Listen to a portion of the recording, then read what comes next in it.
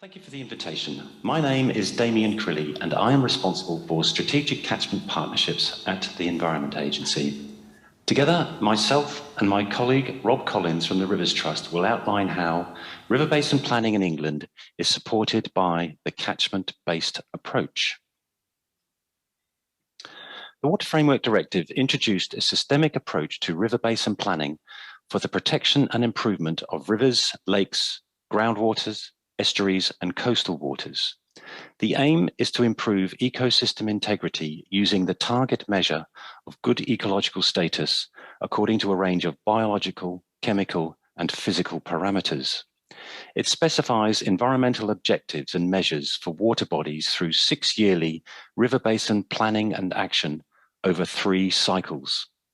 Each stage in the river basin planning process must involve stakeholder engagement and extensive public consultation. As context, the Water Framework Directive came into force in December 2000. From an English perspective, in 2003, it was transposed into regulations identifying the Environment Agency as the competent authority responsible for river basin planning in England. In 2015, the regulations were amended to allow for updates to water body standards and classifications. In 2017, the regulations were again updated to clarify identification of separate, appropriate authorities in England and Wales.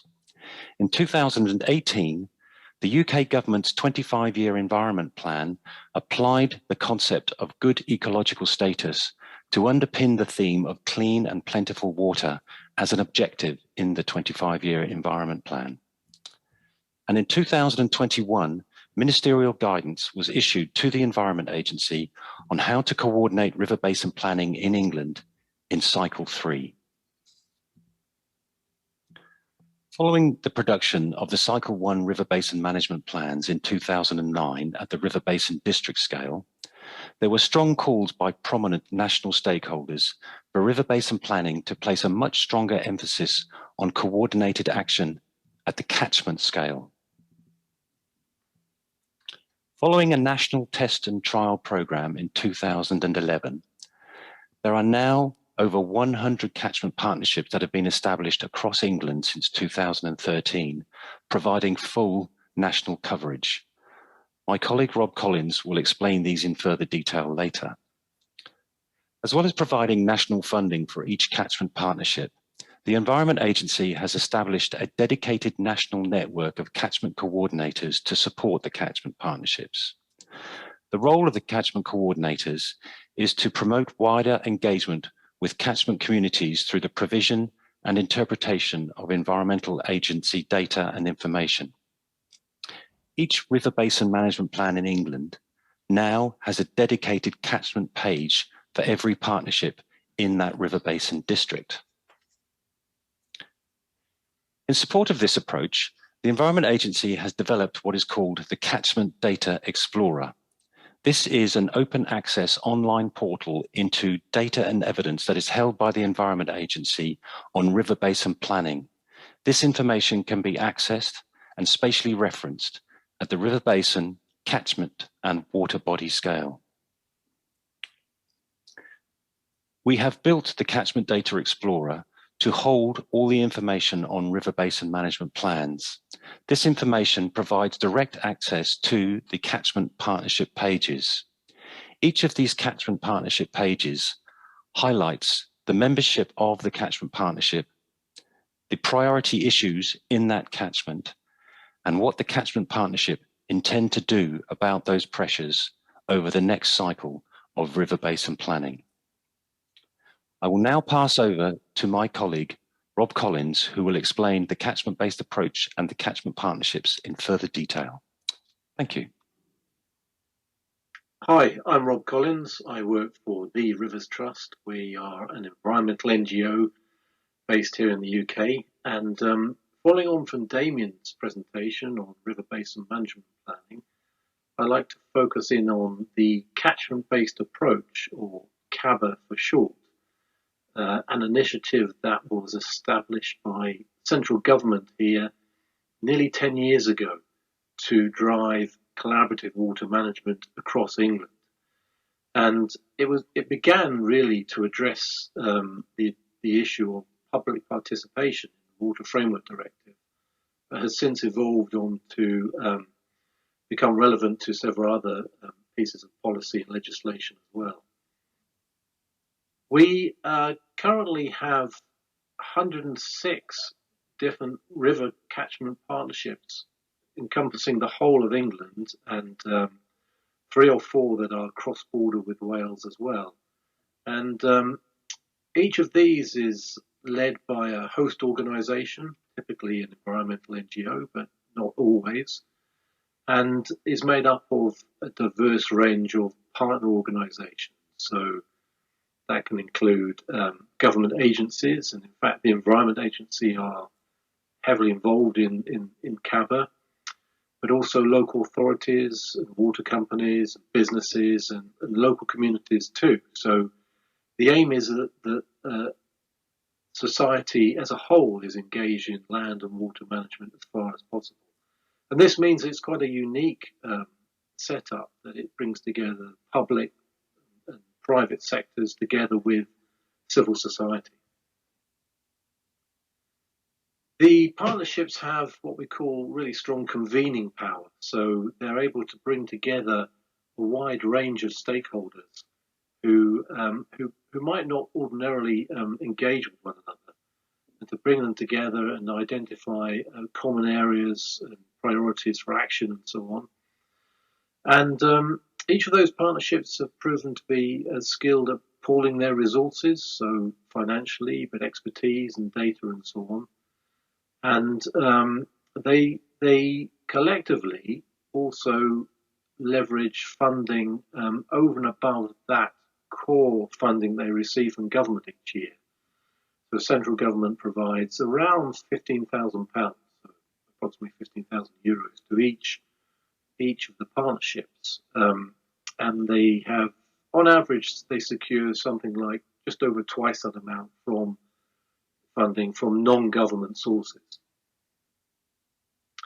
We have a national CaBA support group that supports all of the partnerships nationwide, and sitting on that group are the key organisations that are involved in CaBA nationally, and a few others besides. And the main aim of that group really is to build expertise and capacity in partnerships, and to identify opportunities, funding opportunities, for example, but also to address barriers and challenges to working.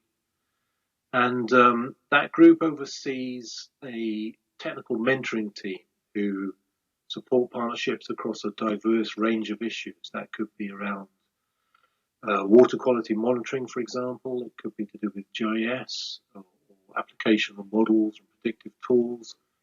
It might be to do with helping provide consent for flood management work, for example. And we also have a dedicated water stewardship manager under CaBA to try and engage with local businesses, but also global national corporations who are increasingly interested in getting involved in land and water management. And sitting under that national group, we have several thematic working groups.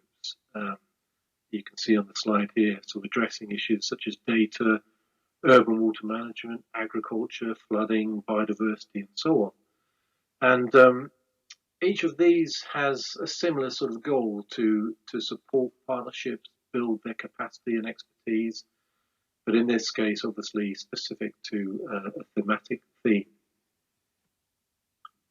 I mentioned earlier that CaBA began life really to address the issue of public participation, but in fact it's evolved from that and is now very relevant to several other pieces of policy and legislation in the UK, including the government's 25-year environment plan.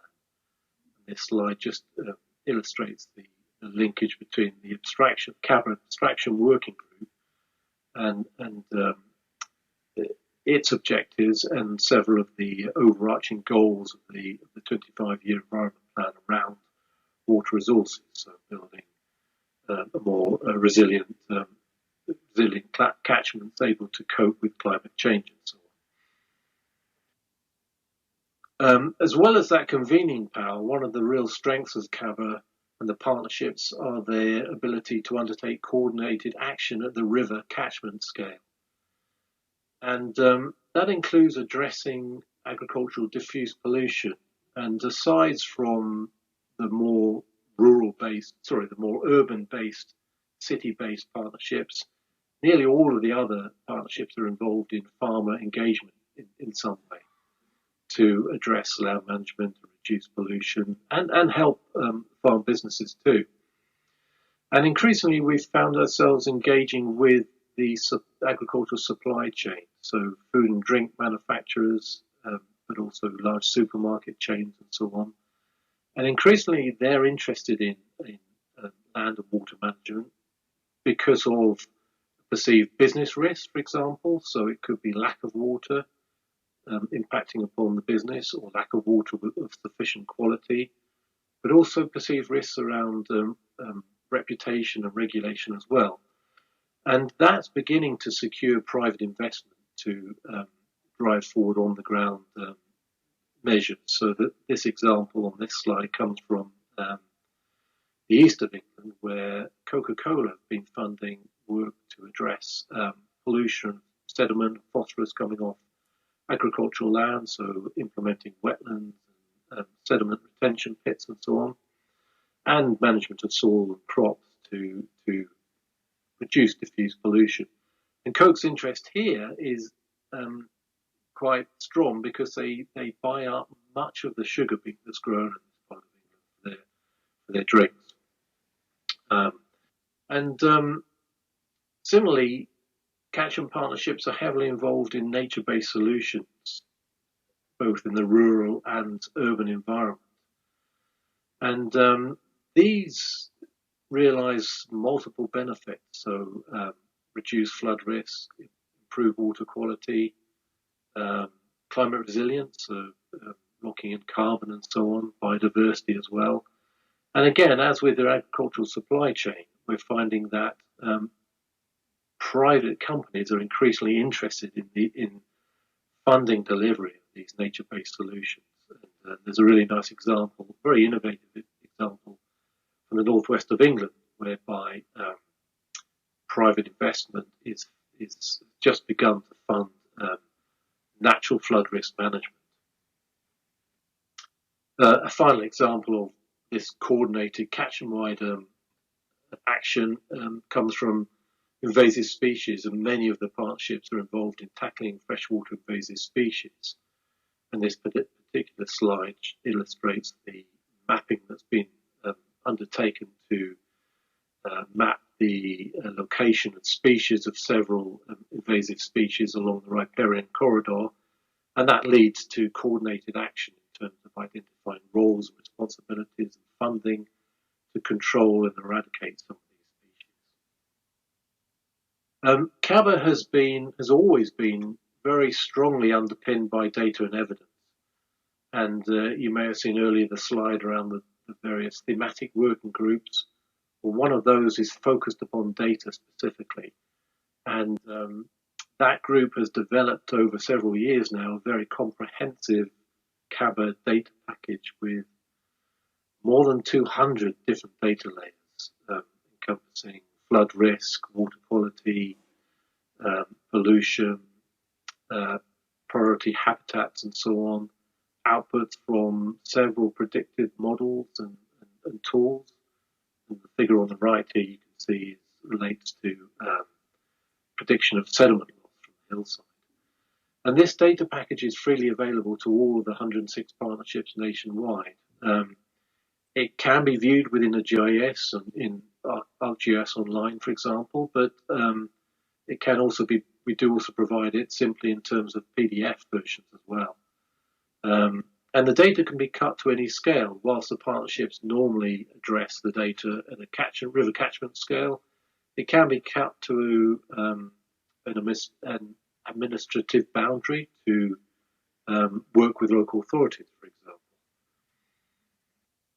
And increasingly, we're interested in not just the environmental side of things, but also the social aspect of the data as well. So we've recently established this health and well-being evidence base, recognizing that access to green and green-blue spaces is so important for mental and physical health for local communities. And that database underpins the development of catchment plans. All the partnerships now have a catchment plan whereby the partners have come together, worked on the plan collaboratively, identified priorities for action. That's all captured in each of these plans that are available online. And increasingly also, and I think around 30 or so partnerships have developed along with our support, these shared information platforms. That's the figure on the left here. And these are really excellent for providing a narrative around particular issues that the partnership sees as priority, and combining that with quantitative data sets as well. These are a really excellent way to communicate to the wider public and other key stakeholders.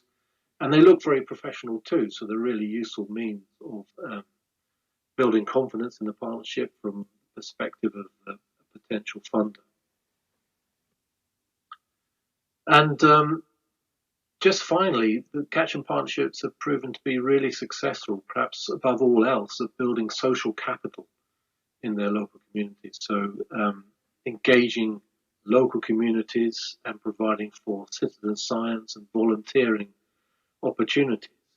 And this has proved to be really increasingly useful over recent years as, funding for regulatory monitoring declines, at least in the UK, and the ability now to capture data in real time using mobile phone apps and field gear, really sophisticated instrumentation now that knowledgeable citizen scientists can use very easily, and to upload that information in real time onto a website, for example. This citizen science is really growing rapidly here in the UK and providing a really useful resource to improve our understanding of the environment locally. So it might be that partnerships undertake work to improve habitat of the river itself or the riparian zone, but also monitoring pollution, monitoring water quality more generally, tackling invasive species. There's so many elements now that involve local community interests, but also citizen scientists as well. And to that end, we have produced several tools and guidance booklets and online resources for this very use. So that's it. That's CaBA in a nutshell. And points I think I really would like to emphasize are its unique collaborative nature, trying to engage with the whole of society in water management, the data and the evidence that underpins it, the emphasis upon nature-based solutions, and the involvement of local communities and citizen science. So, thank you.